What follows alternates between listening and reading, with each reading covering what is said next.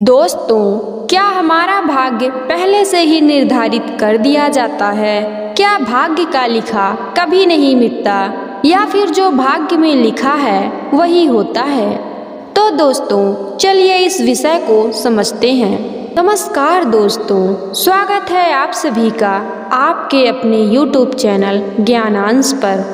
मित्रों, अगर शास्त्रों के अनुसार देखा जाए तो भाग्य का लिखा कभी नहीं मिटता है। वह होकर ही रहता है जो हमारे भाग्य में लिखा होता है, वह मनुष्य को भोगना ही पड़ता है। वह होकर ही रहता है जो हमारे भाग्य में लिखा होता है, वह मनुष्य को भोगना ही पड़ेगा। जीव अपने भाग्य का निर्माता स्वयं ही होता है। जीव के कर्म ही उसके भाग्य को या दुर्भाग्य को बनाते हैं। भगवान श्री कृष्ण कहते हैं कि जीव अपने कर्म करने के लिए स्वतंत्र होता है। वह अपनी इच्छा अनुसार कर्म कर सकता है, परंतु उन कर्मों का फल मैं उन्हें खुद देता हूँ। अर्थात अपने इच्छा अनुसार मनुष्य कर्म तो कर सकता है, लेकिन उन कर्म फलों के लिए वह स्वतंत्र नहीं होता है। उसके कर्म फलों के लिए परमात्मा प्रधान होता है। जैसा कर्म होता है वैसा ही प्राणी को फल मिलता है। इसी प्रकार पिछले जन्म में किए गए कर्मों के अनुसार ही दूसरे जन्म में जीव का भाग्य अर्थात दुर्भाग्य बनता है। अतः व्यक्ति को सदैव अच्छे कर्म करना चाहिए। मनुष्य का शरीर मोक्ष का द्वार माना गया है। शास्त्रों में कहा गया है कि मात्र व्यक्ति का शरीर ही है जिसके माध्यम से वह भगवान की भक्ति करके, परोपकार करके, अच्छे कार्य करके जन्म मरण के चक्र से बाहर निकलकर वह विष्णु लोक चला जाता है। पुनरपि जननम पुनरपि मरणम पुनरपि जननी जठरे स्यानम इह संसारे बहुदुस्तारे कृपया पाहे पाहि मुरारे। अर्थात बार बार जन्म लेना, बार बार मृत्यु प्राप्त करना, बार बार माता के गर्भ में आकर सहन करना, अर्थात माता के गर्भ में भी भयंकर पीड़ा सहन करना, इस संसार से पार होना बहुत ही कठिन है। हे कृष्ण, हे मुरारी, मुझे इस आवागमन से मुक्त करिए। अर्थात यहाँ पर भी भगवान की भक्ति से ही व्यक्ति इन 84 लाख योनियों से मुक्ति पा सकता है। लोक कल्याण, परोपकार, दया दान, पुण्य कर्म एवं अच्छे कर्मों के साथ ही व्यक्ति को भगवान की भक्ति करना चाहिए, तभी वह मोक्ष प्राप्त कर सकता है। मित्रों, कर्म प्रधान है। कर्मों से ही मनुष्य का भाग्य बनता और बिगड़ता है। भाग्य को बदला जा सकता है, लेकिन एक निश्चित समय पर।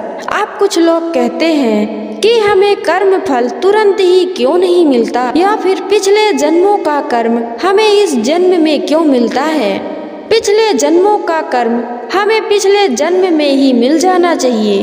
तो दोस्तों, चलिए अब हम जानते हैं कि हमारे भाग्य में क्या क्या निर्धारित होता है।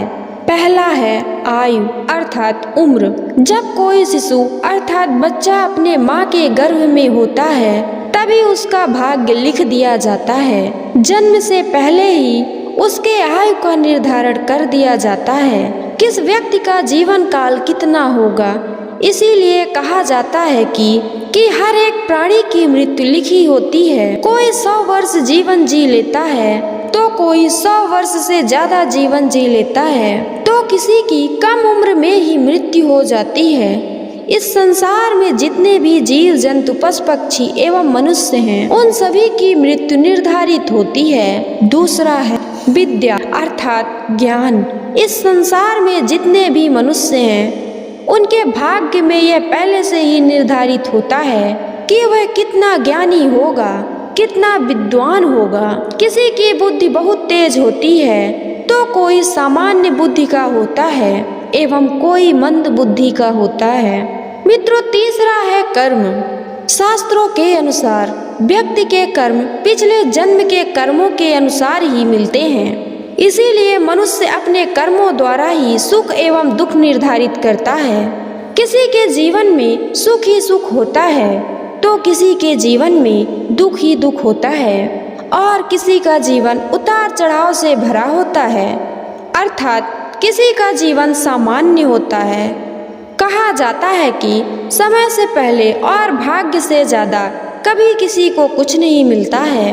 चौथा है धन अर्थात संपत्ति। मनुष्य को अपने जीवन काल में कितना धन संपत्ति प्राप्त होगा यह पहले से ही निर्धारित होता है। कोई जीवन भर कमाता रहता है तब भी वह सिर्फ जीवन में गुजर बसर हो सके उतना ही धन कमा पाता है, और कोई इतना धन कमा लेता है कि उसकी आने वाली पीढ़ी के लिए भी पूर्ण होता है। किसी को जरूरत से ज़्यादा धन संपत्ति प्राप्त होती है तो किसी को पूर्वजों द्वारा निर्मित बिना मेहनत के धन संपत्ति प्राप्त हो जाती है। वर्तमान समय में जिन्हें आप धन संपत्ति से पूर्ण देख रहे हैं उन्होंने अवश्य ही पिछले जन्म में दान किया था, परोपकार किया था, पुण्य किया था। जो गरीबी में जी रहे हैं उनके पिछले जन्मों के कर्म सही नहीं थे। मित्रों, कोई भी हमें मुफ्त में कुछ भी नहीं देता है। इस प्रकृति को भी हम जितना देते हैं उसका कई गुना करके वह लौटाती है। कहने का अर्थ यह है जितना हमने कुछ भी दान किया है, चाहे वह धन हो, अन्न हो या ज्ञान हो, उसी अनुसार कई गुना होकर हमें प्राप्त होता है। पांचवा है विवाह। व्यक्ति के भाग्य में विवाह लिख दिया जाता है कि आपका विवाह कब, कहाँ और किसके साथ होगा। कई बार ऐसा देखा जाता है कि आप विवाह करना चाहते हैं किसी और के साथ और आपका विवाह हो जाता है किसी और के साथ। मित्रों, आशा करते हैं कि यह वीडियो आपको अच्छी लगी होगी, तो इस वीडियो को एक लाइक कर दीजिए एवं वीडियो को शेयर कर दीजिए। धन्यवाद।